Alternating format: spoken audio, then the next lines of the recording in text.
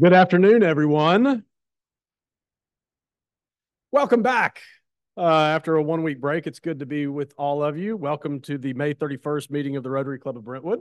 My name is Drew Rogers, and I have the privilege of serving as the president of...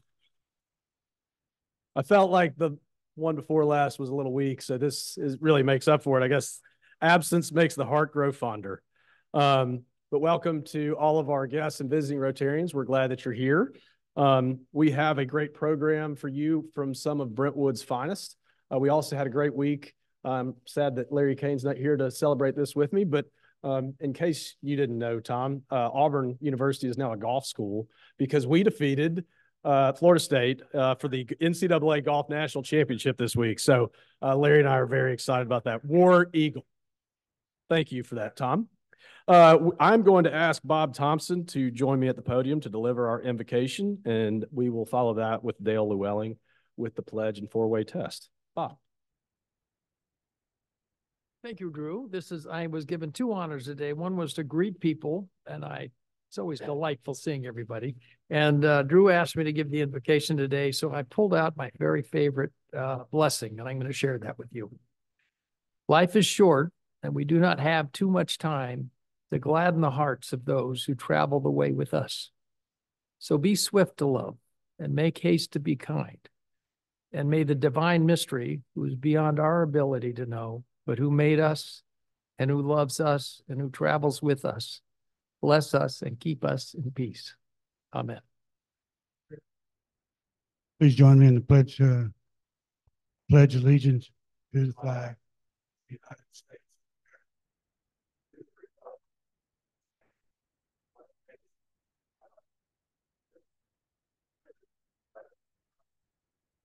Now the four-way test of the things we think, say, and do. First, second, third, and fourth. And We certainly hope so. Laura Troop, I think I'm going to put you on the spot here, but we need to get you a microphone. Jennifer Bourne, our secretary, we're going to get a list of our guests and visiting Rotarians. Jennifer Bourne, who is the club's secretary and will serve as the president-elect come July 1, is tanning on the beaches of Hawaii this week. So she will not be here to introduce our guests and visiting Rotarians. And so I'm going to ask Laura Troop to do that once she has the guest list and she comes back into the room. So here she comes. I think I've bought her enough time. They don't have a list. Well, I do know that we have a visiting Rotarian. I will let him introduce himself. He is making the rounds all across Middle Tennessee. Not politicking. I just have a whole bunch of absences to make up. So anyway, hi, my name's Jonathan Harmon. I'm a member of the Smyrna Club. Very good. I believe 11 years of perfect attendance, right? We're glad to have you, Jonathan. Jennifer Ruane has a guest. I will let her introduce him. This is my neighbor, Rob Eichert. Our sons are the best of friends. He is a lobbyist for the... Thank you, Jennifer. We just met yesterday. I'm the president of the Tennessee Grocers and Convenience Store Association, and it is my second time to visit here with Jennifer, but the first time was a couple of years ago. So it's great to be back with you all. Thank you. Welcome. We're glad you're here.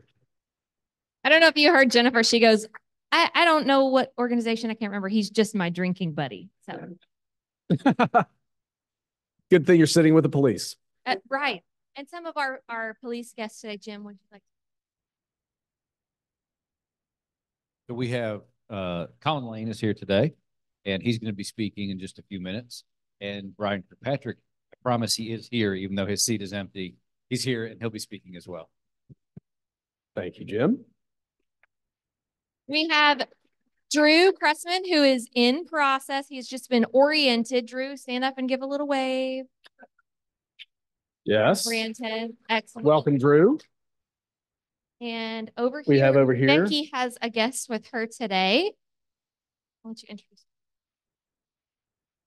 This is Justin Hammond. He's the owner of Let's Get Moving. Very busy this week. His wife is in, right, with the two children, 3 and 1. So I'm sure she's busy too. But he's been given his honeydew list.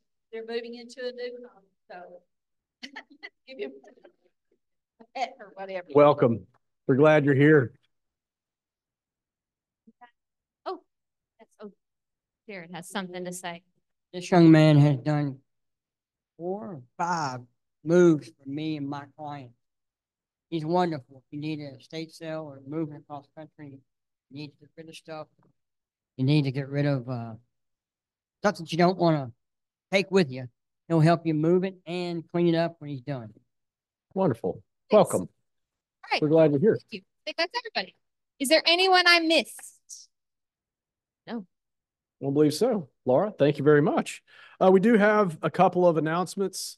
For those of you that haven't been made aware by Tom Carr, and you are supposed to be in the meeting, there will be a meeting of the Brentwood Rotary Club Charitable Foundation immediately following this meeting. Where are we going to be? Conference room? Conference room behind the check-in table. So BRCCF meeting immediately following this meeting.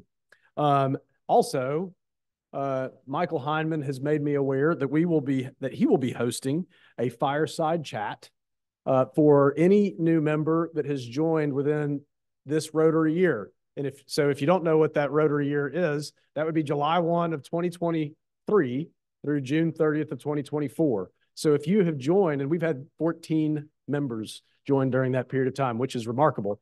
Thank you, Lennis. It is. It's amazing. So if you are one of those 14 people, we would encourage you to come to Michael Heineman's house. There will be a message that goes out with address and details on the evening of June 19th. So mark your calendar. The fireside chat is something that was done a while back, and there was a Rotarian named John Miles that knew more about Rotary than I think most of us ever would dream to know about Rotary. And he would host events at his house where he would bring new Rotarians. They would also encourage to bring their spouses to join and just have an informal get together where you could learn more about the club that you've just joined, the organization that you've just joined. And so it's I think it's a great thing that this club is doing, and appreciative of Michael for taking it on to host that again. And so if you have joined the club this Rotary year, please mark your calendar for June 19th at Michael Hyman's house for a fireside chat. Banks Hickman, welcome back. We missed you a couple of weeks ago. I would like for you to lead us in Happy Bucks. Who is happy? Am I happy? That one? Yes, here we go. Gotta be.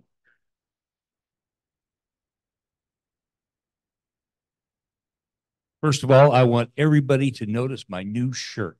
I got this off of our club store website that Laura Troop set up, and I love it. So if you have the opportunity, go get some.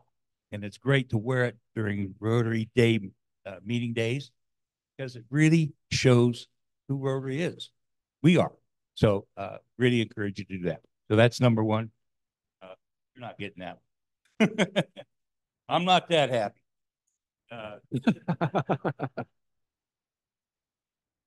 The next one is that some of you know that I had a stroke a year ago at the end of June, and the recovery has been amazing. But one of the things I've had a real problem with is regaining strength and stamina. So my doctor put me with a physical therapist, and this guy is more like a personal trainer. So it has really been a big impact, and I am now back to almost normal. Glad to hear it. Thank you, Jeff.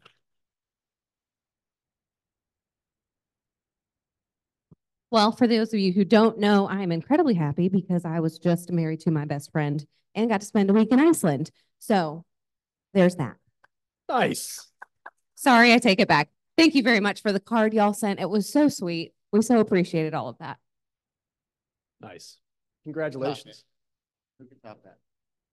Anybody else get married this weekend? That's going to be a no. Debbie Downer? We've got to have somebody that's happy.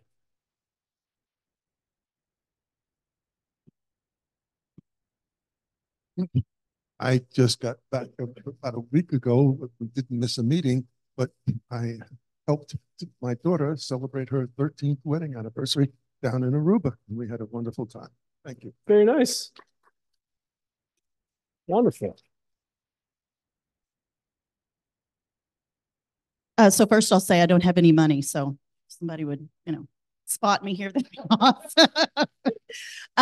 Oh, there's a 5. Oh, good. Thank you, whoever did that. Thank you. Thank you. This is the time of year that I always stand up and say a little bit about my mom. She's been gone 4 years now. She passed the year that I joined Rotary, and she was probably the greatest Rotarian, even though I have known some really cool Rotarians right here in this room. She was an amazing Rotarian. She was mayor of this little town in Western Kentucky. And so I just want to honor her. This is her time of year. And I will say the little town that she was mayor of got hit by another tornado last week. So the tornado hit the other side of town. So we've been saying a lot of prayers for them and sending help up there. So thank you. Thank you, Jennifer.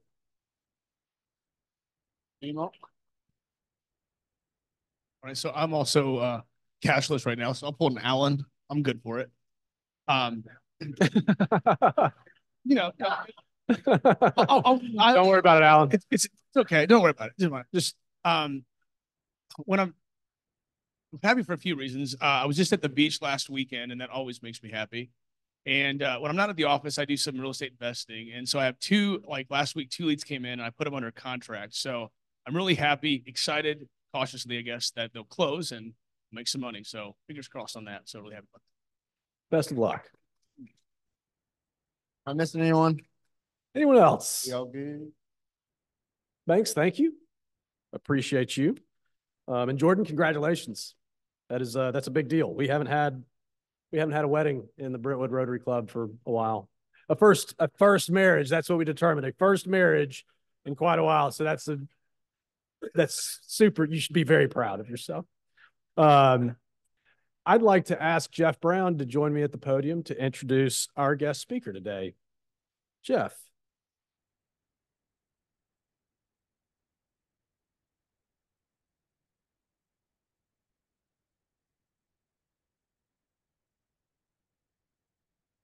Some months ago, a couple of us were talking. We had the idea that it might be a good idea to have the club be briefed on home security. And it just so happens we have the Assistant Chief of Police, Jim Colvin, as a member. So in speaking with Jim, he put this together, and we have today with us Colin Lane, who's with the Crime Prevention Unit for the Brentwood Police Department. Colin began his law enforcement career in 2006 at the Brentwood Police Department. He served as a crime scene technician, whatever that is, defensive tactics instructor, I think I know what that is, field training officer, and attended several other specialized training schools. Needless to say, he is a security expert. Joining him is Officer Bryan Kirkpatrick. He was also with the Crime Prevention Unit, and we all kind of know what that means. Bryan began his law enforcement career in 1997 in Clarksville, and then shortly thereafter joined the Brentwood Police Department. After his start in patrol, Bryan has been assigned to the direct enforcement team, and maybe he'll explain what that is, and was the lead crash reconstructionist for the unit. I'd sure like to know what that's all about. So join me in welcoming two of Brentwood's finest, Bryan Kirkpatrick and Colin Lane.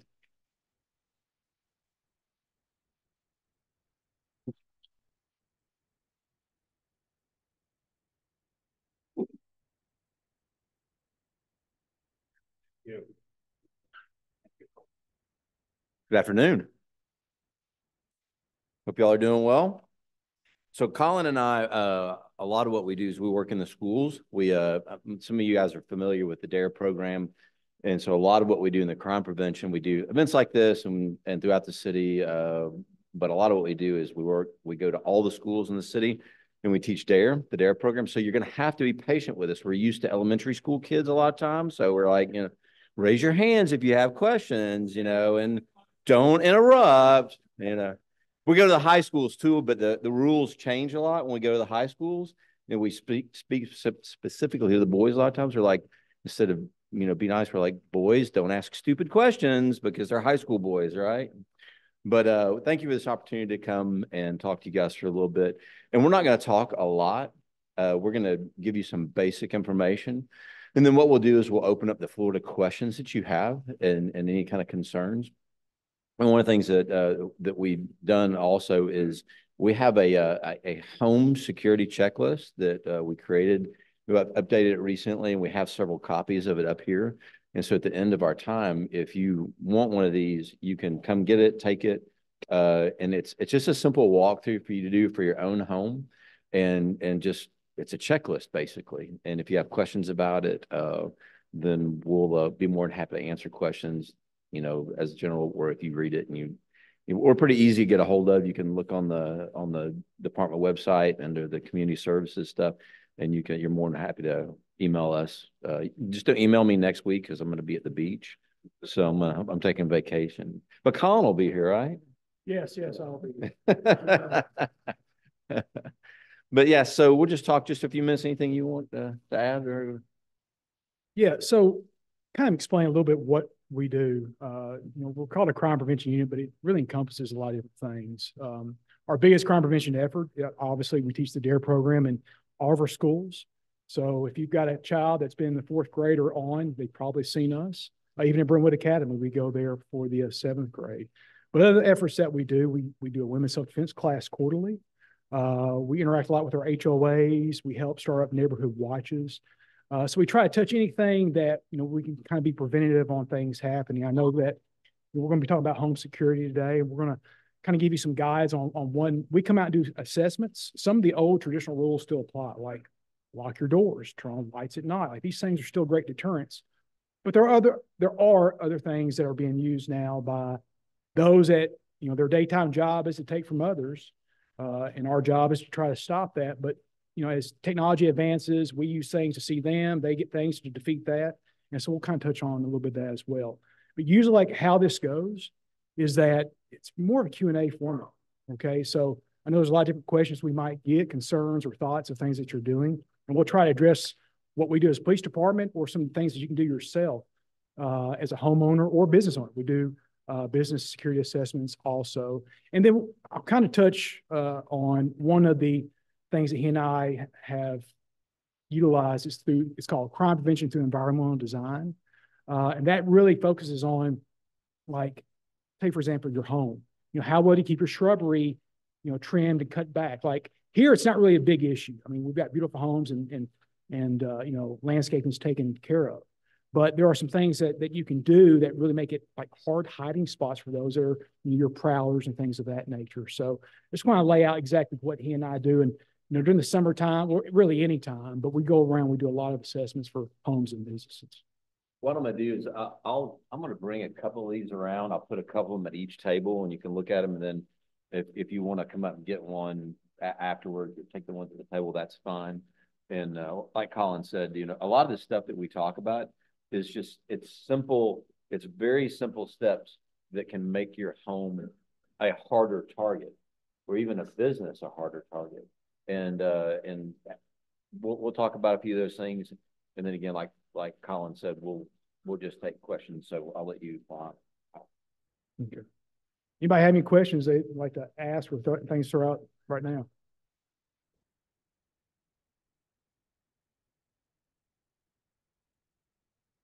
What does DARE stand for?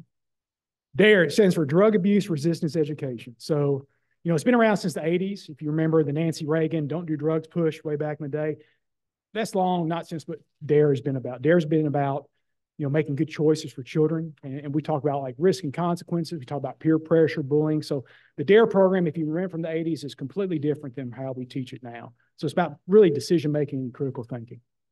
Good question. Do you recommend or discourage home ownership of firearms? I encourage it. I'm a fan of it. It's one of the greatest uses of personal protection. It's my number one go-to. I mean, that's just be honest. It's the greatest form of self-protection in my view, but that's a personal opinion on it. So it may vary, but I absolutely agree with that. Along the same lines, the old story was you could shoot someone inside your house, you shot them outside on the porch, you had to drag them in.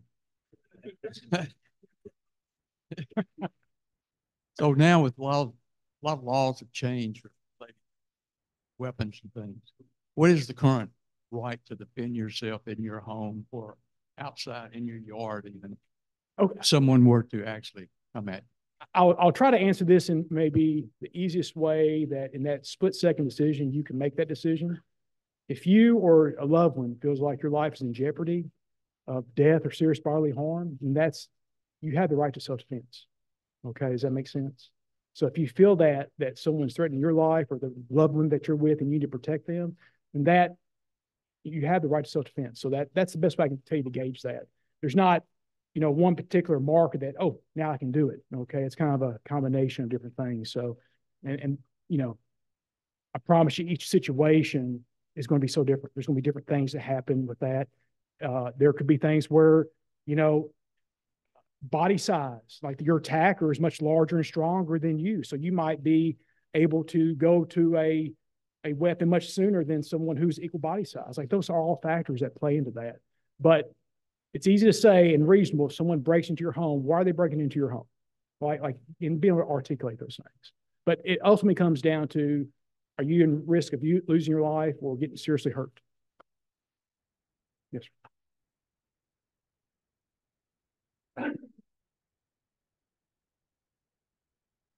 When there's an incident in a specific neighborhood and a burglary or some type of incident where police are called, how are other neighbors notified of that?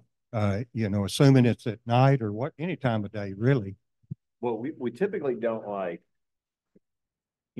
obviously there's like people use social media like crazy, but my thing is I would say guard yourself against social media because you don't necessarily get all the facts from social media.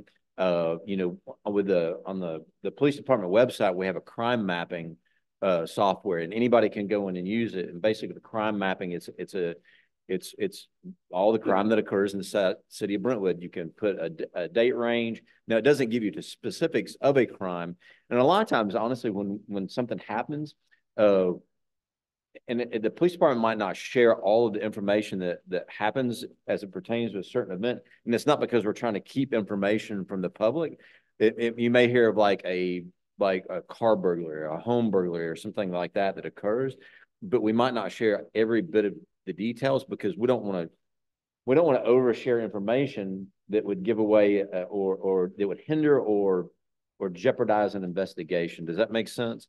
And so like news, you can, like if you have something happens, you can call and talk to us, like specifically to us. We'll give you the information that we can, but again, we may not give you full details. But I would say be careful about like social media because things tend to explode on social media and they become something that they're not. And if something happens to your neighbor's house, if you know them, talk to them. You can ask them about what happened and but sometimes it's word of mouth, sometimes it's news. Most of the time Nashville gets most of the news, which I'm okay with. They can get most of the news, but the crime mapping tool is a great tool that the citizens, anybody can go use.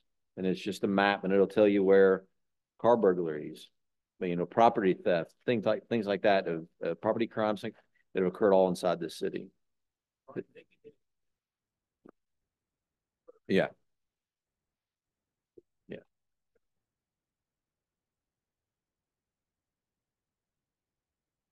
Yeah, it's very specific. That crime mapping tool is really nice. It's good. Oh, somebody. Okay. So in my homeowner's subdivision, we have a camera that we just installed. Do you have access to those cameras around the neighborhood? Talking about LPR? The LPRs and flocks. Yeah. So you got some of y'all, the subdivisions, you've seen the flock cameras, the LPR, and the LPR is a license plate reader cameras. Some subdivisions have their HOAs that they've paid to have them. The city doesn't control those. The city doesn't maintain those. It's neighborhoods, but they work with us and they let us use that so we can gain information. And they're fantastic tools that the police department partners with subdivisions and community and like neighborhoods. And the city does have some LPR readers on the public, on the city streets that we use, but the ones that are attached to neighborhoods, yeah, they have to give us access to them that we don't have access, but they give us access so that it can help in solving crimes. And they're fantastic tools to use to have. And we've done all, there's our detective division, they use those things all the time. Patrol uses them, and they're great like for like if a car comes into the city down Franklin Road off of Old Hickory Boulevard, there's an LPR reader, license plate reader right there as you come into the city. And what it does, it's real-time information. And say a stolen car comes into the city, it's a real-time information, and the guys in patrol, the guys and girls in patrol get that information real time. Dispatchers get it, and it'll go straight to the computers in their cars, and it'll tell them this LPR at this intersection was hit with a stolen vehicle. And so then what that allows us to do is that the guys and girls will flock to that area and try and find that car. But then in the subdivisions, it's just great for identifying cars that have come through and committed crimes. They're great tools.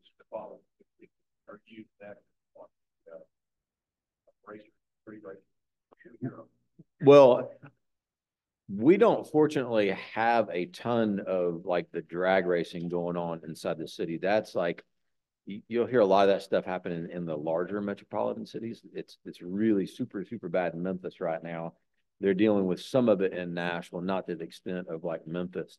But yeah, I mean, it's and if we have an incident with a vehicle that occurs, like a crime that occurs, they can go back and enter that license plate, and it'll track to every LPR reader in the city, and then we can find out where that car came into the city from, what time it came in, and what time it left. They're fantastic tools. I noticed on the second page of your checklist, it refers to hardwiring cameras if you have them. I'm curious to get your opinion based on what you've seen and your experiences, if there is a type of camera system or security system that you prefer over others and that is more effective in not being manipulated or jammed in some way. I won't get too much in details like to manufacturers. They're all pretty similar. Here's what I will tell you that we found. I kind of said this earlier. You know, we use technology to try to keep an eye on those trying to do things that they shouldn't, but then they find ways to defeat it. So, you know, I have a Ring camera at my house. I know so many different vendors for that, but if it's using Wi-Fi, there are Wi-Fi jammers. All right, so that's been one of the methods that's been used recently to counteract that video surveillance. So the hardwired approach, obviously a Wi-Fi jammer could not defeat that, but that's a completely different setup than what most do. And you know, for me, the Ring camera that I have was pretty easy for me to install. I'm not the greatest when it comes to wiring and things of that nature. So that may be more cumbersome to have that done, but it will be able to defend against a jammer if it's hardwired in. So hardwiring is typically more expensive than like you can install Ring cameras. Hardwiring usually takes a little bit more, especially if somebody doing it. But it is, like Colin just said, it ensures you get somebody using the jammer to block your Ring cameras or any other similar cameras. Yeah, I shorted out my doorbell system when I installed the one, so I had to go buy the little chime to plug in upstairs. So I'm not doing that again. So they installed a no comments peanut gallery, a speed limit sign right in front of my house. There's a camera on it. Is that what you're talking about with the license plate reader, or is that just telling people to slow down? So you're talking about one of the electronic signs? No, it's just a white speed limit sign. Does it digitally display your speed and come Yes, through? yes. Okay, so that is like, so the MAL is a part of our direct report. It's our traffic. And what they do is if we receive complaints in neighborhoods on people like speeding, what we'll do is we try to do basically a traffic survey. And what that does is that sign, you'll see them posted throughout the city, but they're not permanent. Our direct report will come out, and they'll public works will put a pole in the ground. They'll attach that sign to it. And what that camera does is it records every car that comes through, but it's more to use like for speed detection. And it gives us like if there's in a week's time, let's say, 700 cars can do this, and it'll give us a curve, and it'll tell us the average speed, the peak times of traffic, the slow time, and it's to help to see if we really have a problem with traffic. And what that does is it allows, because our traffic team is smaller group of guys, and so they're super busy in the size, but, it's kind of 50, 40 square miles, and you have two guys that are on the traffic team. It's hard for them to get everywhere all the time. So that helps them isolate and go, okay, this is a problem area that we're really, really having problems, so we're still going to do enforcement. So that helps with manpower, that helps with really determining. But it doesn't read license plates. It gives us speed and reports data. That's what that. And then they usually only leave those out about a week or two. Well, the problem is it's like any other speed sign. If you leave it out long enough, people become numb to it. And then they'll just start speeding just to see how fast they'll get it to read. Well, and eventually you'll have a juvenile, they'll come pull it out of the ground and throw it in a pond. So there's that too. Well, and they don't realize that camera does take pictures, and it alerts us when it has a motion. It's got a motion sensor on it. And so I literally got an alert on my phone one time when I was in our traffic division. And it's a kid's face, and he's got the pole, and he's shaking. and I pull up, and he's like walking away from it, and I looked at him, I stopped rolling, looking down, and I said, "Don't mess with my sign." And he was like, I was like, "Yeah, I got a picture of you holding it." And he was like, I was like, "Not smart, kid." What are some of your biggest scams that are happening right now, and where is it coming from? Well, let me touch on a couple of things. So, and actually I talked with some of our detectives this morning because I try to keep in the loop as best I can as far as what's happening and kind of give you like a general overview. We've always had like the, scams where, they've got, you got to pay so much money, they've got your account locked up. And we've had some of those happening here recently, although not so much residents here, but money's been brought here is kind of following that. But those things have always been happening. In this city, like our greatest crime is property crime. We're in an affluent area. We have things that others come to take and take back to where they, that's just the nature of it. So that's what you have to guard against. We have the groups that travel up and down the interstate. They'll get off at the exit and find like a YMCA parking lot or a city park, and they'll break into cars, and if you're out in one of our parks, you want to go jog, you're not trying to carry around your purse. So those things get left, and they take your credit cards and, go swipe at a gas station, see if it works, and go buy them a TV at Target, things like that. We have other groups that, are breaking into homes, but then that's always happened regardless of where they're coming from. So these things, different groups doing it, you can call them different names, but it's the same problem we've had ever since I've been here. Okay. So, and, so locking your doors and, a good neighborhood watch program can help, but just hardening the target of your house, making your house unappealing. Okay. And if every neighbor does that, well, then now you've got kind of a community tougher approach. Okay. But the theft, whether it's been breaking into cars or breaking into homes, frauds of whatever nature, all those things. So a big thing that we warn people out all the time, as far as like theft by fraud, people calling you up and scamming you. People get phone calls and it's amazing. People get phone calls and the information they can get about his loved one. Like general information, well, you're like, oh my gosh, this must be legit because they really know information about me or know information about my loved one. They'll call up and say, well, all right, your coworker Colin is in jail, and his wife Jennifer can't get to him. I'm like, this must be legit because they know Colin, they know his wife. Well, what you need to do is you need to post a bond for them. Like this is one little scam. Let me tell you, no police department, no sheriff's department, no alphabet agency, FBI, ATF is going to call you up and tell you that you have somebody in jail, that you have a warrant for your arrest. We don't warn people when we're going to arrest them. We're coming to get you. Get ready. But that doesn't, if somebody calls and starts spouting out information to you, that hair on the back, your spider sensitive, that hair on your neck, stand up. Don't believe it. Look, do not believe that information, no matter how many details they give you. Don't give them your personal information. You have no information on your phone, none whatsoever. Hang up the phone and call the real police if you know the phone. Because a lot of times these scammers will say, don't call anybody but this number. We'll call you back. There was a lady I'm not gonna, in a subdivision a few days ago, we got scammed out of $12,000. Right? $12,000. But they gave her so much information to where she believed it was real. But I'm telling you, law enforcement agents are not going to call you. They're not going to do that. When people start asking you for your information on the phone, don't give them anything. Pick up the phone and call real law enforcement agents, call us, and then we'll help you do that. Because we really help you do it. And like I say, you don't give people a head start. We're not calling criminals and anything else. We're not in the business of that. But they're pretty sophisticated. They try to prey on people with like dire situations. And if anybody calls you and tells you you need to get like two $500 gift certificates to Best Buy to bond your son out of jail. I've never been at this happen, but it's happened. But that kind of thing. So the best thing you can tell your loved one and your friend is you can start calling you and telling you don't believe.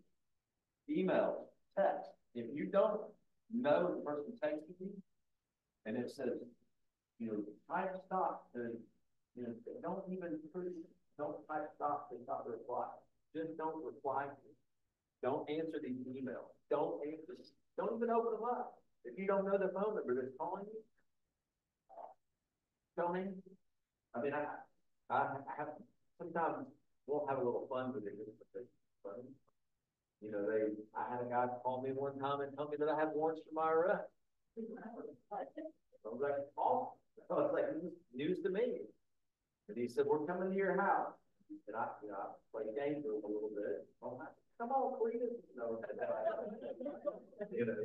They're like, we're not playing with you. I was like, okay.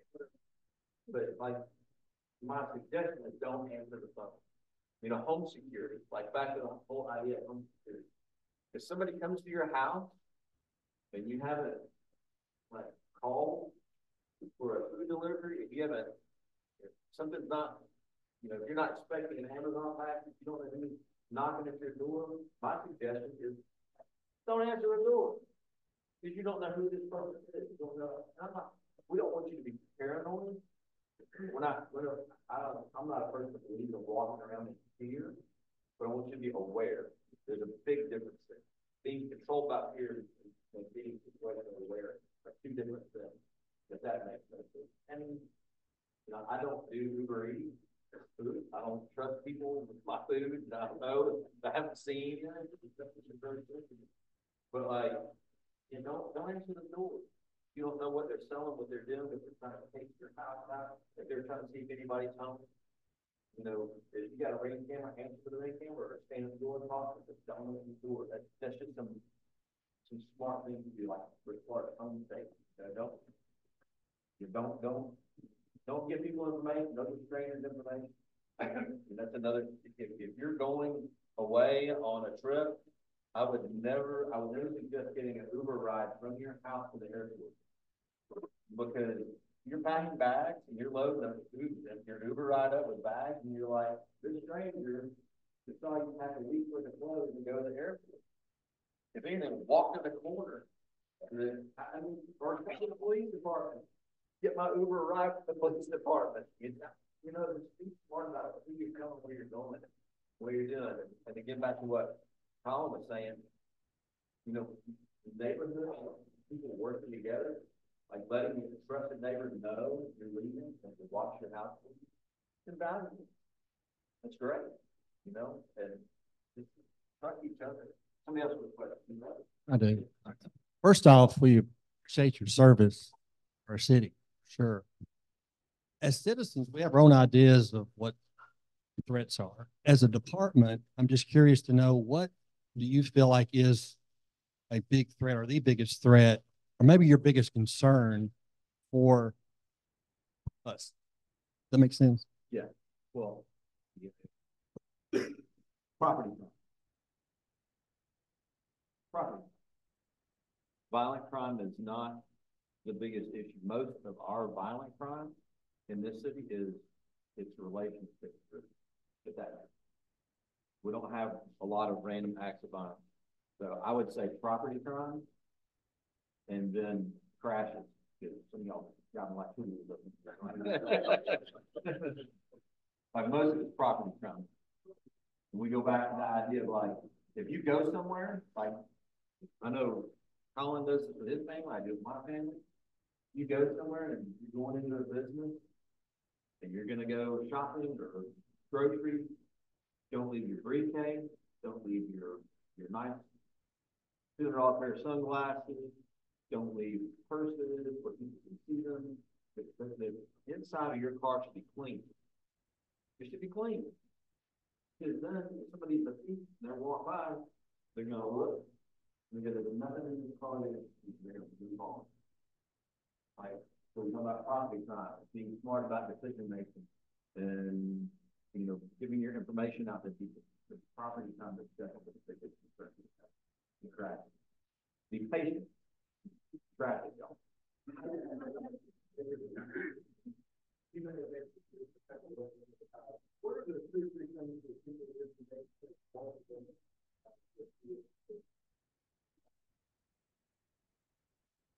Vulnerable.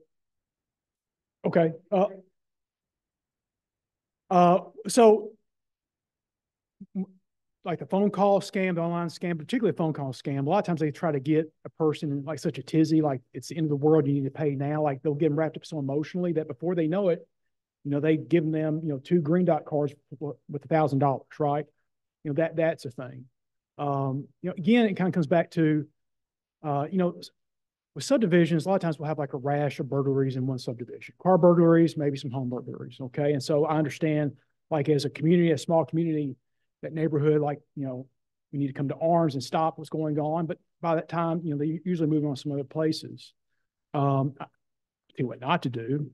There are great suggestions that provide that he and I hear all the time.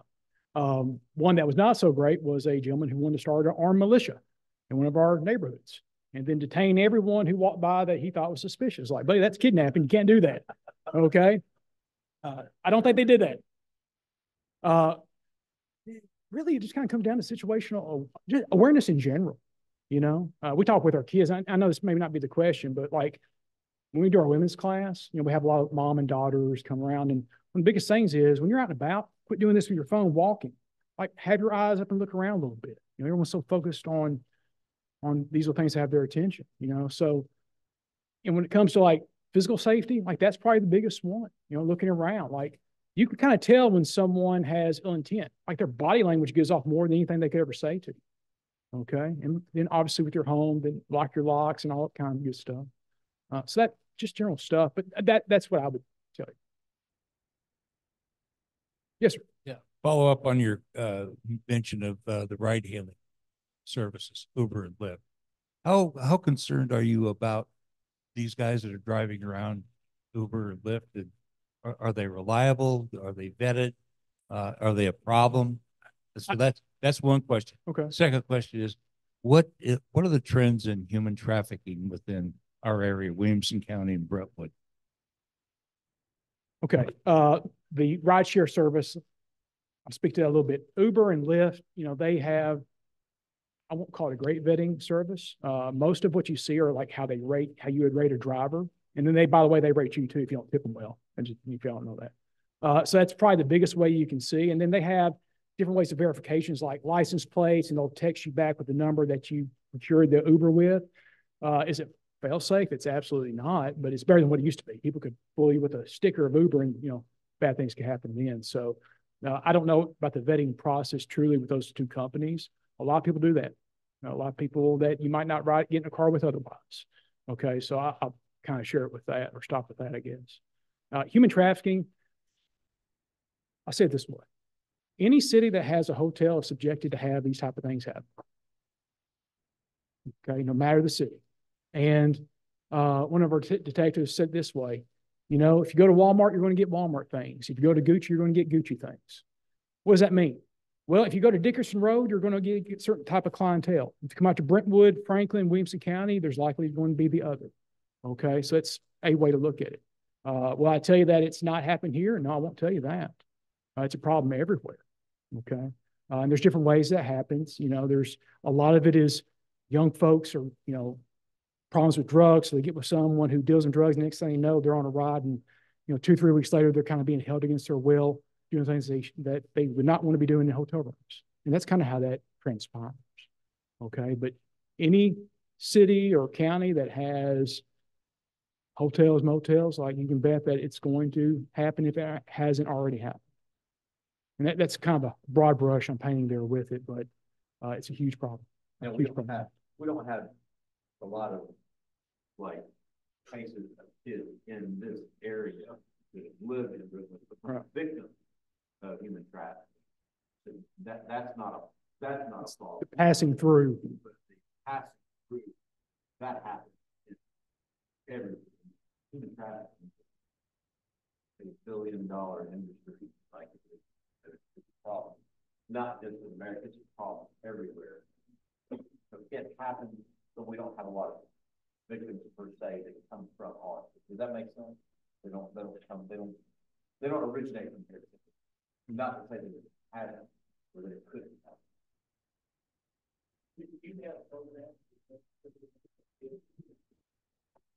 Do you have programs to make healthcare professionals and education professionals, as well as citizens, aware of what human trafficking looks like, particularly those that are passing through? Well, we don't have programs per se, like where we sit down with like groups, like doctors and like we don't have their doctors' offices, but most of these professionals, like doctors, they know there's telltale signs that they know of that when they'll contact us at hospitals, contact us, we don't have a hospital with it. But most of our contact comes to like it's either traffic stops or complaints at hotels and things happening. That typically like where generates our contact. So we don't necessarily have programs and set where the police department does education type things for businesses or hospitals or doctors where they identify these things and they call us. Now, the Metro may, because they have several hospitals, they're more likely to do inside the hospital. But our contact is pretty much like offer the men and women making traffic stops or an answering call at one of our hotels. There's a complaint. And that generates our contact.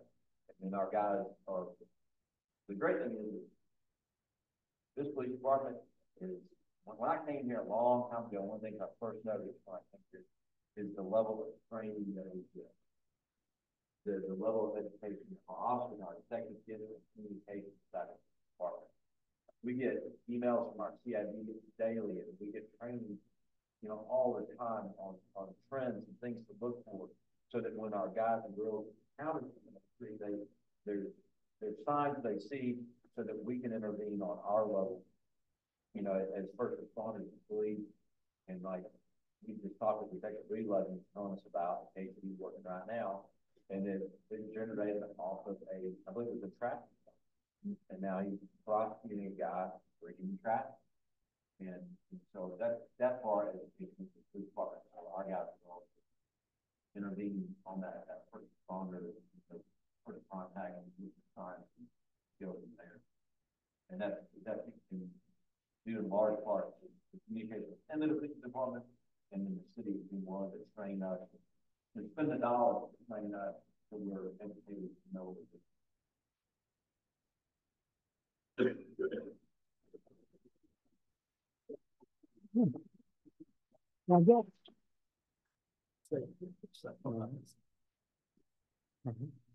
We have got a few more of these. I know I put about 2 of those in each table, but anybody wants, I got a few extras that I've been working on that partly they wanted. Colin and Bryan, thank you for being our guests today. And I know that our community feels safer with you guys here. The Brentwood Police Department is the best in the state, and we are grateful for what you do for our community. We're also grateful for your discretion for not outing Michael Kaplan as the offender of wanting to or detain people without cause with his neighborhood militia. So I figured that was my job, Michael. But thank you for being here. We do have a gift that we'd like to present to you. We got a pen. It has our club's name on it, and we hope that you will use it and remember your time spent with us. The first thing that we'd ask for you to do with the pen is we have a book that we read to elementary school students here in Brentwood, and we'd ask for you to sign it just inside the cover, your name and the fact that you're with the Brentwood Police Department, because when we read that book to elementary school students, we will let them know about your time here and your service to our community. So thank you very much. Thank you. Get back to you. If you are able to stick around for a few moments, please do. We need chairs and stacks of 8. We're keeping them by the tables, and the tables then go back there. So if you're able to stick around and help clean that, I would appreciate it. Remember, there is a BRCCF meeting immediately following this in the conference room. So we will see you there. And if there's nothing else for the good of Rotary, then we are adjourned.